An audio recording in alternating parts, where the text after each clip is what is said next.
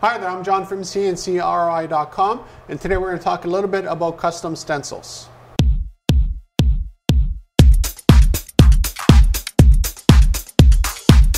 When it comes to the custom stencils that CNCKing.com could provide to you, their limit is totally endless as to the material we can use for it. Now, the material selection might depend on your application. Let's say you have something that's a very high heat kiln environment, then something out of Captain would work great. Now, let's say you just have a school project and you need a cheap, small little stencil that you use one time with spray paint. We can make them out of paper.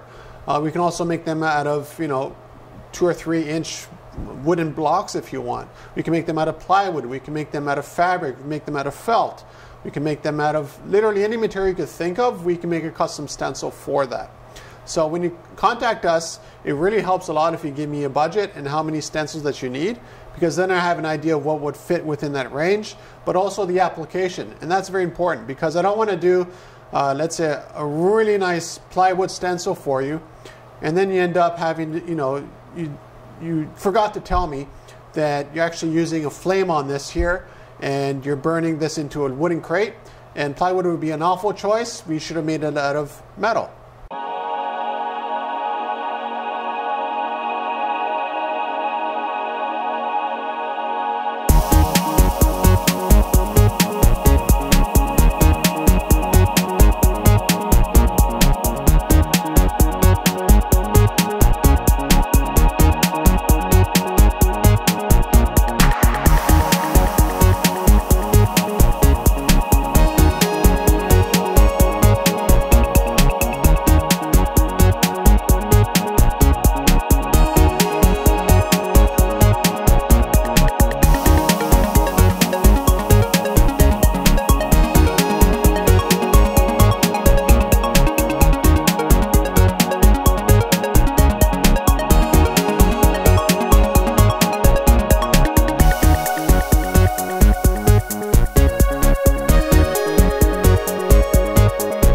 When I say the design options are totally endless for a stencil, they are, but there are a few caveats you want to keep in mind.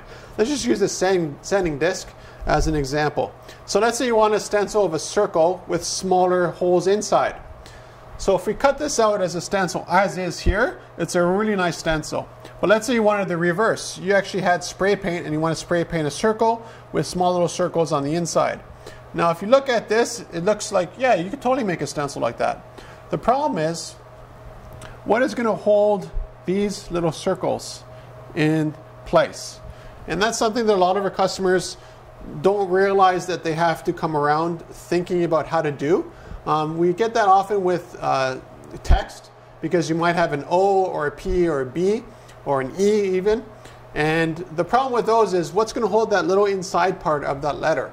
Now, there's obviously custom stencil fonts which work really, really nice, but some of our customers have their own logo or have their own font they use for corporate or schools or whatever it could be.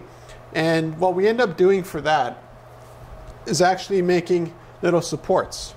So for instance, here's the sanding disc, and what I do is I use a marker just to give you an idea.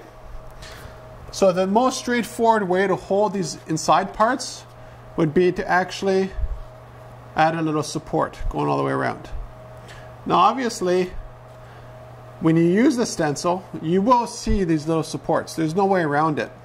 But you see that now you have something from the outside holding the inside part. Another way to do that would be just to have, let's say, 2 or 3 lines going across like this, and then you have something in the center that supports the other ones. I kind of screwed up here, but just get the idea across. So there's a few ways to do that. Generally what we do is a very thin line, depending on the material of course, roughly 1/16 or roughly 2 millimeters thick.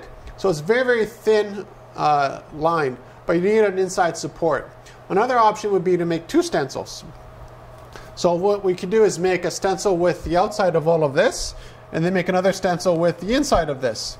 So what you do is you spray paint, let's say, one color, and then you put the other stencil on the inside of it, and you spray paint it again, and you're not covering this part here with paint because it's covered by this stencil.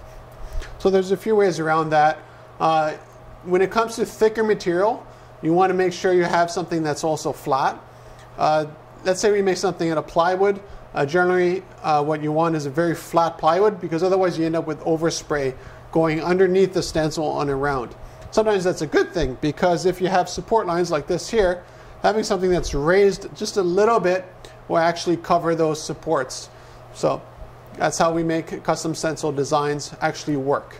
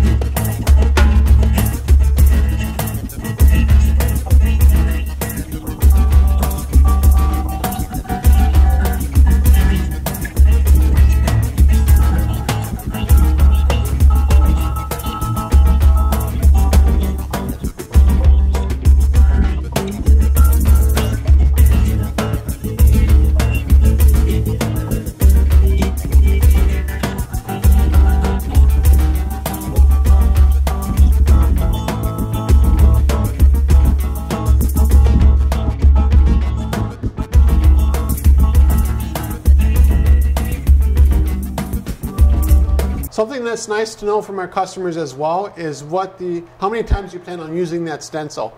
If let's say you have a stencil that you plan on using for the next couple years, we definitely won't make something out of MDF, which is sort of like a sawdust and glue sort of wood composite. What we'd actually end up using is probably polycarbonate, which is bulletproof glass. If you have something for a one-time use, paper is totally fine, cardboard is totally fine. Even if you're going to spray, let's say, a dozen different things, if you're just using it that one time, that's a very cost-effective way of doing it. The nice thing about polycarbonate over, let's say, every other material other than Captain when it comes to making stencils is that you can actually see through it. So that helps a lot for alignment. And the other nice thing about it is it actually rolls up. So let's say every year you have a Christmas pageant and you got to spray paint, little snowmen on the wall or something like that.